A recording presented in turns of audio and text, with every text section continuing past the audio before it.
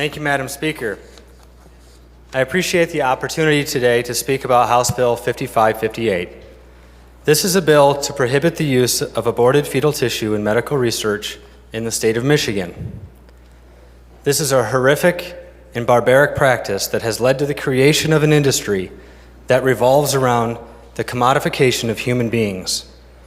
I could go into excruciating detail about the horrifying aspects of this practice, but I have decided it is best to spend my time today to address the central question which I have heard from my colleagues.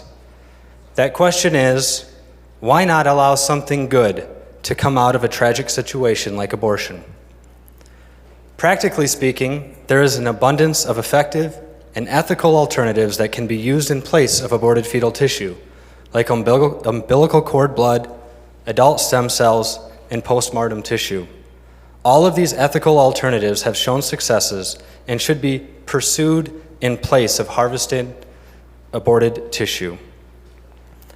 However, if I try to answer this question by appealing to practicality, then I will not effectively answer the question about allowing good to come out of tragedy. This is because it is not a legal question, but rather a moral one. And a question of this nature cannot be answered by appealing to the mind, but rather must be appealed to the heart. As I am sure all of us can attest, we have had circumstances that have occurred in our lives which later, with hindsight, have ended up being a blessing in disguise. It happens all the time.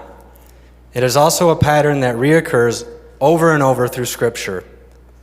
From the fall of Adam and Eve, when all seemed lost and mankind would be doomed, God promised a Redeemer to come, to the Passion of Christ, who suffered a bloody sweat, a cruel scourging, and was nailed to a cross and died on it, which, of course, this horrific tragedy led to the redemption of mankind.